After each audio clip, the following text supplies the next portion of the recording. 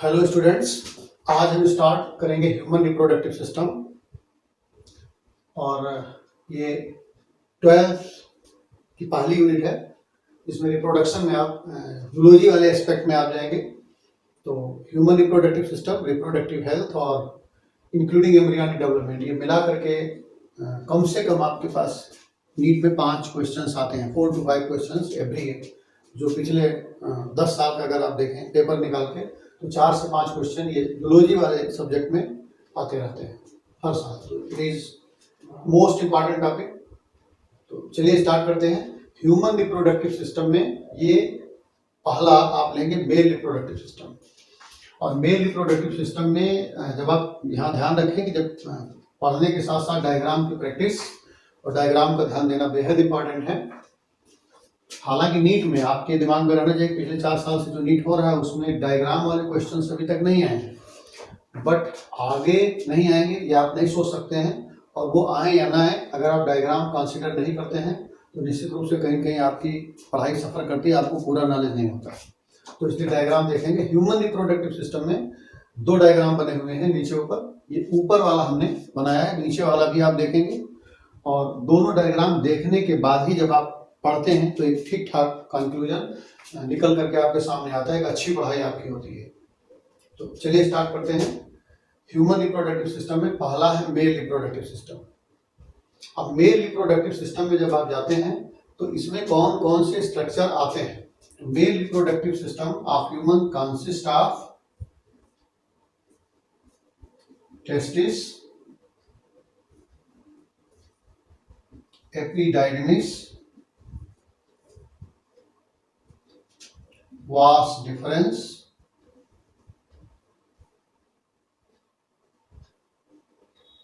accessory gland,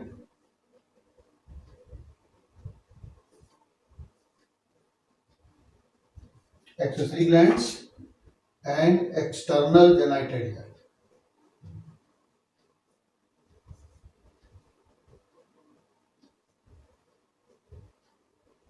external genitalia मतलब यहाँ पर पेनिस।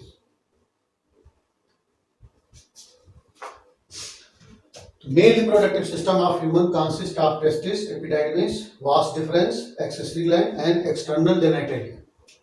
अब इसमें एक एक स्ट्रक्चर आप पढ़ेंगे। तो इसमें पहला स्ट्रक्चर हम लेने जा रहे हैं, दैट इज, ये डायग्राम आपको ठीक से दिखाई पड़ रहा है और आप एनसीईआरटी में भी ये सेम डायग्राम बना हुआ है। जानने वाली बात सिर्फ ये है कि ये जो ह्यूमन रिप्रोडक्टिव सिस्टम में आपने जितने स्ट्रक्चर किए यहाँ आप देख सकते हैं, टेस्टिस, एपिडाइडमिस, वास डिफरेंस और एक्सेसरी ग्लैंड आप पढ़ेंगे। आप देखेंगे सेमिनल वेसिकल, प्रोस्टेट और काउपर्स ग्लैंड, ये एक्सेसरी ग्लैंड में आती हैं। एंड देन एक्सटर्नल जेनिटलिया यानी पेनिस। हाँ, ये ध्यान रखेंगे कि ये डायग्राम हमने एक ही साइड का बनाया है, दूसरे साइड में ये सेम ऐसे ही है। तो वो थोड़ा सा समय बचाने के लिए हमने कंजूसी कर दिया, लेकिन आप कंजूसी नहीं करेंगे। पूरा डायग्राम आप ध्यान में रखेंगे, बनाने में चाहे जैसे बनाए। तो चलिए पहला लेते हैं, फर्स्ट टेस्टिस। अब टेस्टिस के लिए जो फर्स्ट पॉइंट आपको देखना है वो ये है कि टेस्टिस को स्पर्मैरीज भी कहते हैं। टेस्टिस को स्पर्मैरीज भी कहते हैं।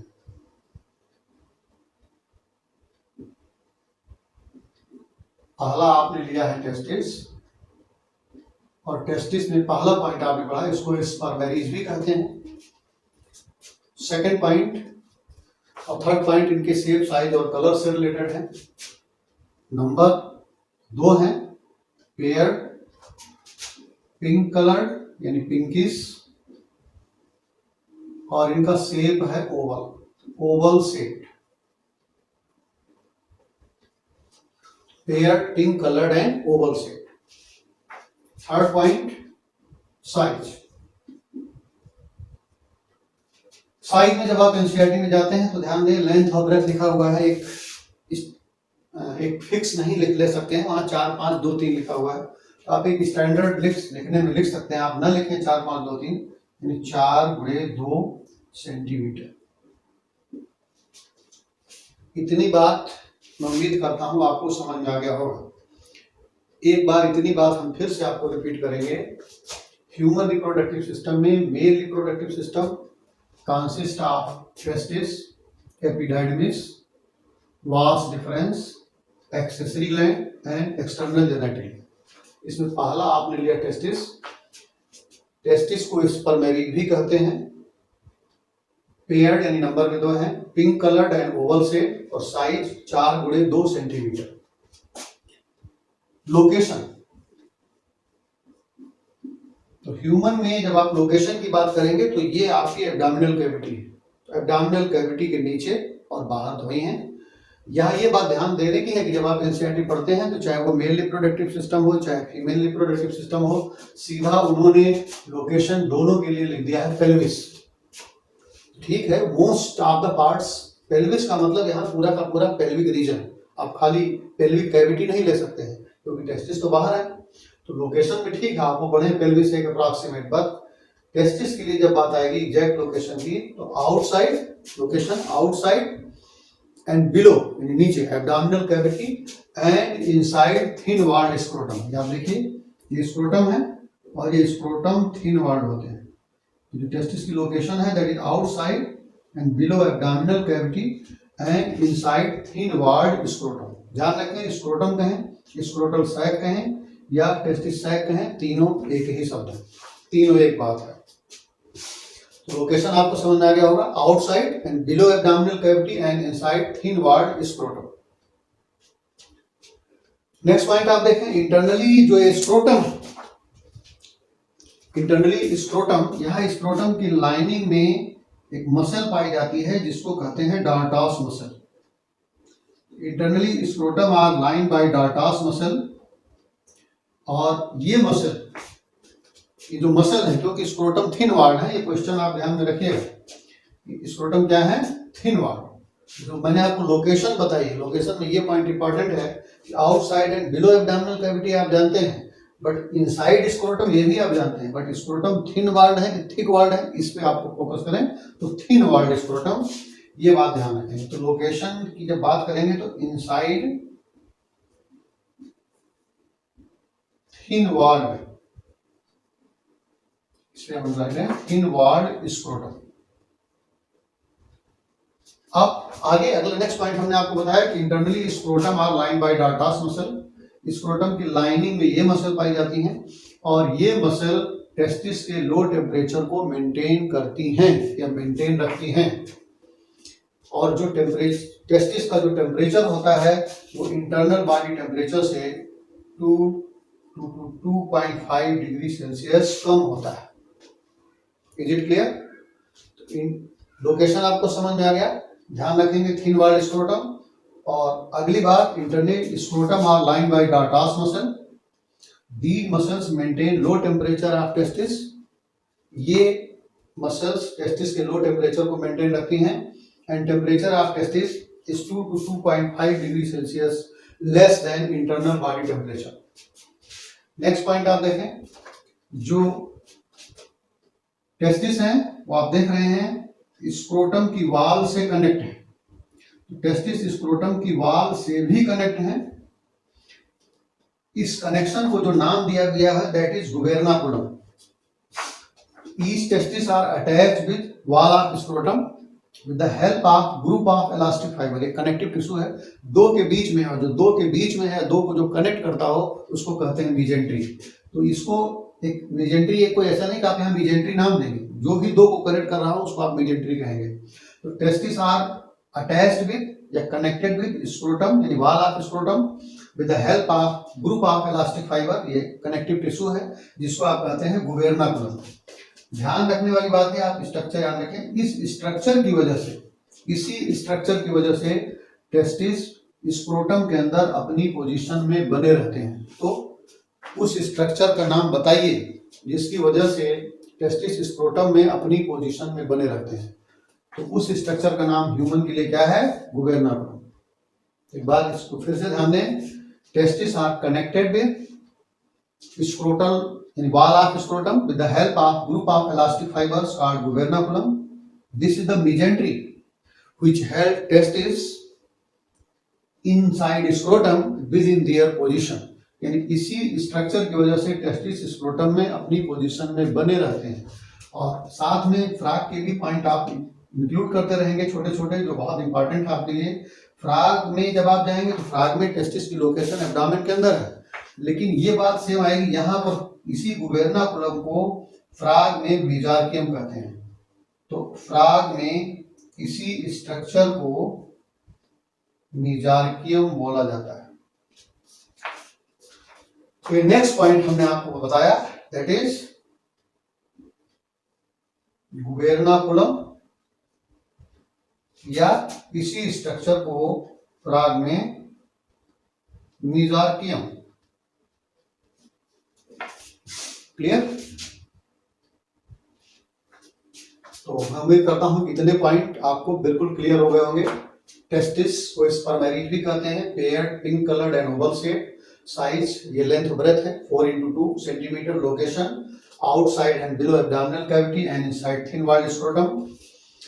Next point, internally scrotum are lined by Dartas muscle. These muscles maintain low temperature of testis, and temperature of testis is 2 to 2.5 degrees Celsius less than internal body temperature. Each testis is connected with wall of scrotum with the help of group of elastic fibers called gubernaculum. इसी structure को frog में कहते हैं mesorchium. This is the structure, ये mesentery है। Due to this structure testis held in their position within the scrotum. Next point आप ध्यान दें। नेक्स्ट पॉइंट अगर आप कंसीडर जब आप करने जा रहे हैं तो नेक्स्ट पॉइंट में आप देखिए, जो टेस्टिस हैं वो डार्सल एब्डोमिनल वॉल से भी कनेक्ट होते हैं। टेस्टिस, डार्सल मतलब बैक, ये एब्डोमिनल आपकी आगे की, फिर इसके जस्ट पीछे। तो टेस्टिस डार्सल एब्डोमिनल वॉल से भी कनेक्ट होते हैं, और जिस स्ट्रक्चर से कनेक्ट होते हैं उसको आप कहते हैं स्पर्मेटिक कार्ड। ईच टेस्टिस, हर बार हम ईच क्यों बोल रहे हैं, क्योंकि दो हैं, तो आप ईच कहिए या टेस्टिस आर कहिए, बात देखिए। तो testis are connected with dorsal abdominal wall through spermatic cord. कौन सा स्ट्रक्चर? Spermatic cord. क्वेश्चन यहां से इतना है कि ये कार्ड किसका बना होता है, ये आपके कोर्स का नहीं है, फिर हम शॉर्ट में बता दे रहे हैं। इस कार्ड में क्रीमेस्टर मसल और कनेक्टिव टिश्यू इसके बनने में इन्वॉल्व होते हैं, but this is out of course, तो इसका आपको बहुत ध्यान देने की जरूरत नहीं है, और हम आगे से बोलेंगे भी नहीं फालतू। फिर टेस्टिस डार्सल एब्डोमिनल वॉल से कनेक्ट होते हैं थ्रू स्पर्मेटिक कार्ड, और इसी कार्ड के अंदर, ये कार्ड है, और इसी कार्ड के अंदर से अब जैसे टेस्टिस के अंदर आर्टरी आएंगी, वेन्स जाएंगी, नर्व आएंगी जाएंगी, और लिम्फेटिक चैनल्स एंटर करेंगे। तो कभी क्वेश्चन पूछा गया कि इस कार्ड में कौन कौन से स्ट्रक्चर पाए जाते हैं, तो आपका जवाब होगा गोनेडियल आर्टरी। गोनेड मतलब टेस्टिस एंड ओवरी, तो artery, when, nerve, lymphatic vessel, इस सारे के सारे स्ट्रक्चर इसी कार्ड के अंदर से टेस्टिस में एंटर करते हैं। तो ये पॉइंट मैं उम्मीद करता हूं आपको क्लियर हो गया होगा। और अब एक्सटर्नल में यहाँ पर एक पॉइंट और आपको ध्यान देने की बात है कि जो टेस्टिस हैं, सारी टेस्टिस नहीं, जो स्क्रोटम है, स्क्रोटम एब्डोमिनल कैविटी से भी कनेक्ट होते हैं थ्रू ए पैसेज, और इस पैसेज को, इस चैनल को कहते हैं इंग्वाइनल कैनाल। कौन सा? स्क्रोटम। स्क्रोटम एब्डोमिनल कैविटी से भी कनेक्ट होते हैं। Scrotum are connected with abdominal cavity through a passage, रास्ता है, चैनल है, स्ट्रक्चर है, जिसको कहते हैं इंग्वाइनल कैनाल। इसका यहाँ पर जो इंपॉर्टेंस आपको देखना है वो कौन सा इसका इंपॉर्टेंस है, तो अगले स्ट्रक्चर में आपने ये देखा कि इंग्वाइनल कैनाल क्या है। आपने इंग्वाइनल हार्निया का नाम सुना होगा, हार्निया की बात हम बाद में करेंगे, फिलहाल अभी ध्यान में आपको आएगा बाद में। तो इंग्वाइनल कैनाल क्या है आपको समझ में आ गया। स्क्रोटम एब्डोमिनल कैविटी से कनेक्ट रहते हैं थ्रू ए पैसेज, जिसको कहते हैं इंग्वाइनल कैनाल। यहां पर इसका आपको कौन सा इंपॉर्टेंट एस्पेक्ट पढ़ना है, ध्यान ये देना है कि जब इंट्रायूट्राइन लाइफ, जब मेल बेबी अपने माँ के पेट में है, जब उसका डेवलपमेंट चल रहा है, तो उसके जो टेस्टिस हैं वो बेबी के एब्डोमेन के अंदर डेवलप होते हैं। मेरे कहने का मतलब यह है कि during intrauterine life testis develop inside abdomen, वो मेल जो बेबी है उसके एब्डोमेन के अंदर डेवलप होते हैं। और आपको पता है कि ह्यूमन में जो जेस्टेशन पीरियड होता है वो 9 मंथ का होता है। तो 9 मंथ को अगर हम 3 मंथ के 3 पार्ट में बांट लें तो पहले 3 मंथ को फर्स्ट ट्राइमेस्टर कहेंगे, दूसरे को आप सेकंड ट्राइमेस्टर बोलेंगे और तीसरे को आप थर्ड ट्राइमेस्टर बोलेंगे। तो थर्ड ट्राइमेस्टर यानी लास्ट 3 मंथ में एक मोटा मोटा जवाब आपका होगा, इंट्रायूट्राइन लाइफ के दौरान टेस्टिस एब्डोमेन के अंदर डेवलप होते हैं और लास्ट ट्राइमेस्टर ऑफ प्रेगनेंसी में यानी 7वें 8वें 9वें महीने के दौरान ये इसी पैसेज के थ्रू, इसी इंग्वाइनल कैनाल के थ्रू स्क्रोटम में डिसेंड करते हैं। लेकिन अगर एग्जैक्ट बात पूछी जाए तो ऐसा नहीं है कि 9वें महीने में जाकर के डिसेंड कर रहे हैं, स्पेशली ड्यूरिंग 7th, तो लास्ट ट्राइमेस्टर में specially during 7th month of pregnancy. This is the point. During intrauterine life, testes develop inside abdomen, and the last trimester of pregnancy, testes descend into scrotum through this passage, और especially during 7th month of pregnancy. This is your question. 7वें last trimester तो मोटी बात है, एकदम सही बात, specially during 7th month of pregnancy ये ऐसा होता है। अब कभी कभी किन्हीं केसेस में होता है कि टेस्टिस स्क्रोटम में डिसेंड नहीं कर पाते हैं, कोई कारण होगा, कोई पैथोलॉजी डेवलप हो जाती है, कोई और बात, कोई कमी हो जाती है टेस्टिस में, वो अलग। लेकिन अगर रेयरेस्ट केसेस में ऐसा हो कि टेस्टिस स्क्रोटम के अंदर ना आ पाए, यानी बच्चा आ रहा है दुनिया में और उसके टेस्टिस में स्क्रोटम ही नहीं है, तो उस कंडीशन को, मैं उल्टा बोल गया हूँ, बच्चा दुनिया में आ रहा है, उसके स्क्रोटम में टेस्टिस ही नहीं, मैं उल्टा बोल गया, आप लोग भी मजे ले रहे होंगे चलिए कोई नहीं। तो अगर टेस्टिस स्क्रोटम में डिसेंड नहीं कर पाए तब इस कंडीशन को कहते हैं क्रिप्टारकाइडिज्म। इस कंडीशन को कहते हैं क्रिप्टारकाइडिज्म। ठीक, तो ये क्वेश्चन आपको समझ आ गया। इंट्रायूट्राइन लाइफ के दौरान टेस्टिस एब्डोमिनल कैविटी के अंदर डेवलप होते हैं, last trimester of pregnancy specially during 7th month ये इंग्वाइनल कैनाल के थ्रू डिसेंड करके स्क्रोटम में आते हैं, और अगर किसी कारण से टेस्टिस स्क्रोटम में डिसेंड नहीं कर पाए तो इस कंडीशन को कहते हैं क्रिप्टारकाइडिज्म, या इसी को कहते हैं अनडिसेंडेड टेस्टिस। अब एग्जामिनेशन के बाद पाया गया कि क्रिप्टारकाइडिज्म वाली ज्यादातर, मोस्ट इस कंडीशन में ज्यादातर केसेस में, पहली बात तो रेयरेस्ट केस है, फिर भी रेयरेस्ट में रेयर, ज्यादातर केसेस में ऐसे, जब ये वाली कंडीशन डेवलप हुई तो ऐसे टेस्टिस हेल्दी नहीं थे, ऐसे टेस्टिस प्रॉपरली डेवलप नहीं थे। तो इस कंडीशन में such testis are do not develop properly, मतलब it means they are not healthy, और प्रॉपरली डेवलप नहीं है, हेल्दी नहीं है, इस बात का मतलब यह है कि ये फंक्शनल गैमीट यानी स्पर्म प्रोड्यूस नहीं कर सकते हैं। तो इस वाली कंडीशंस में जो बेबी आ रहा है, जो मेल आ रहा है, mostly that will be sterile. अगर ये कंडीशन है, क्रिप्टारकाइडिज्म वाली कंडीशन में such testis are not healthy, it mean they don't develop properly and such males are sterile. तो अगर ये वाली कंडीशन आ गई, यानी स्टेराइल का मतलब अब वो फंक्शनल गैमीट नहीं प्रोड्यूस कर सकता है, आगे फ्यूचर में वो बच्चे नहीं पैदा कर सकता है, तो इस तरह के टेस्टिस को फिर डॉक्टर स्क्रोटम में रहने नहीं देता, जरूरत नहीं है उसकी, आगे चल के नुकसानदायक होगा। तो इस तरह के टेस्टिस को सर्जिकली रिमूव कर दिया जाता है, और surgical removal of testis is called orchidectomy. तो जब टेस्टिस का सर्जिकल रिमूवल कर दिया जाता है तब उसको कहते हैं आर्कीडेक्टम। क्लियर? और एक पॉइंट यहां पर हम और आपको बताएंगे, कैस्ट्रेशन। कभी कभी क्या होता है कि हेल्दी टेस्टिस, आर्टिफिशियल मेथड्स बहुत सारी होती हैं, लेकिन कैस्ट्रेशन क्या है इस पर फोकस करें। Sometimes healthy testis are crushed by artificial method, इसी को कहते हैं कैस्ट्रेशन। तो जब हेल्दी टेस्टिस को नष्ट कर दिया जाएगा, क्रश कर दिया जाएगा आर्टिफिशियल मेथड से, तो ये बात तय है कि वो स्पर्म यानी गैमीट प्रोड्यूस करने के काबिल नहीं रहेंगे। इसका बहुत बढ़िया केस, बहुत इंटरेस्टिंग केस आपने देखा होगा एक क्वेश्चन अक्सर आपसे पूछा जाता है बुल और बुलाक वाला। तो बुल आपने देखा होगा सड़कों पे घूमते हुए, और बुलाक तो हो सकता है आप न देखे हो, लेकिन आप जानते हैं खेतों में जुताई के काम आते हैं, किसान इनका बहुत ज्यादा इस्तेमाल करता है। तो अगर बुल से बुलाक बन गया है तो आपको ये बात ध्यान में रखनी होगी कि जो बुल है वो नॉन कैस्ट्रेटेड है, नॉन कैस्ट्रेटेड, यानी इसके टेस्टिस को नष्ट नहीं किया, आर्टिफिशियली क्रश नहीं किया गया है, लेकिन जो बुलाक होगा वो कैस्ट्रेटेड होगा।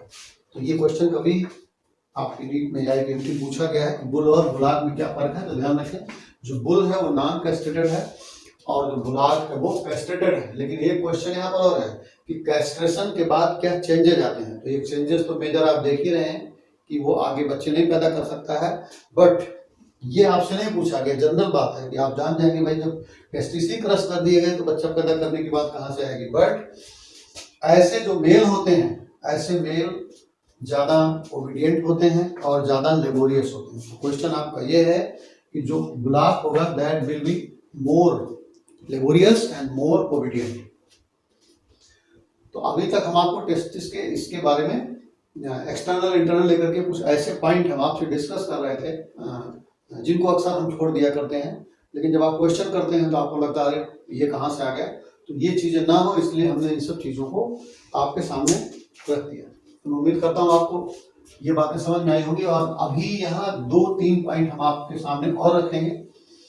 अभी अभी आप जब लोकेशन पढ़ रहे थे तो लोकेशन के बाद आपने एक पॉइंट पढ़ा था कि जो टेम्परेचर होता है टेस्टिस का वो इंटरनल बॉडी टेम्परेचर से 2 to 2.5 डिग्री सेल्सियस लेस होता है। या हम कह लें कि मोस्ट ऑफ द मेमल, ये नोट करके आप 3 पॉइंट आप इसको मेंशन करेंगे नोट में। पहला पॉइंट है मोस्ट ऑफ द मेमल। हम क्या बोल रहे हैं? Most of the mammals. और ह्यूमन तो इसमें है, ये ह्यूमन आपने पढ़ लिया। Most of the mammals testis are present outside the abdominal cavity. Abdominal cavity के बाद ज्यादातर मैमल में टेस्टिस एब्डोमिनल कैविटी के बाहर होते हैं। क्यों? Why? Because maturation of sperm, because maturation of sperms requires low temperature. ये फर्स्ट पॉइंट है जो आप नोट कर लिए होंगे कि most of the mammals including human, पहले ही पढ़ लिया आपने। Testis are present outside the abdominal cavity because maturation of sperms requires low temperature. Second point, क्योंकि हमने यहाँ मोस्ट ऑफ द मैमल कहा, तो इन सम मैमल्स, कुछ mammal like bat, rat, rabbit, ये सब मैमल हैं एटसेट्रा, इनमें टेस्टिस केवल ब्रीडिंग सीजन में ही स्क्रोटम में आते हैं। इन मैमल्स में टेस्टिस केवल ब्रीडिंग सीजन में ही स्क्रोटम में आते हैं, नॉन ब्रीडिंग सीजन में वो ऊपर असेंड करते हैं। तो in some mammals like bat, rat, rabbit, testis descend into scrotum only during breeding season. ध्यान में रखें। और थर्ड पॉइंट यहाँ का है, और इस एस्पेक्ट का लास्ट पॉइंट, कि कुछ मैमल ऐसे हैं, इन some mammals like prototherian. Prototherian आपको पता होगा कि क्लास, जो मेमेलिया क्लास है उसके 3 सब क्लास हैं, प्रोटोथीरिया, मेटाथीरिया और यूथीरिया। तो प्रोटो मतलब फर्स्ट, थीरिया मतलब मैमल। ये फर्स्ट मैमल है जो अंडे देने वाले, जो एग लेइंग मैमल है। तो in prototherian, some mammals like prototherians और elephant, whale etcetera, testis are permanently abdominal. इन मैमल्स में टेस्टिस हैं वो परमानेंटली एब्डोमिनल होते हैं। इनके बॉडी का टेम्परेचर कम होता है और यहाँ पर टेस्टिस के कूलिंग की जरूरत नहीं होती है। तो in some mammals like prototherians, elephant, whale etcetera, testis are permanently abdominal, their body temperature is low and cooling of testis is not required. तो मैं उम्मीद करता हूँ कि ह्यूमन रिप्रोडक्टिव सिस्टम में मेल में आपने कौन कौन से स्ट्रक्चर देखे, डायग्राम भी है, दोनों डायग्राम आप देखेंगे, और कौन कौन से स्ट्रक्चर हैं। और फर्स्ट स्ट्रक्चर आपने लिया है टेस्टिस, और इसके बारे में बहुत कुछ बातें आज हमने आपसे कर ली हैं। यहाँ पर अब बचा हुआ है टेस्टिस में अगर कुछ पढ़ने को, तो very important, that is internal structure of testis, और वो हम इसके नेक्स्ट वाले वीडियो में आपको देंगे। तो अभी फर्स्ट में इतना ही, नेक्स्ट में हम इंटरनल स्ट्रक्चर ऑफ टेस्टिस आपको बताएंगे। थैंक्स।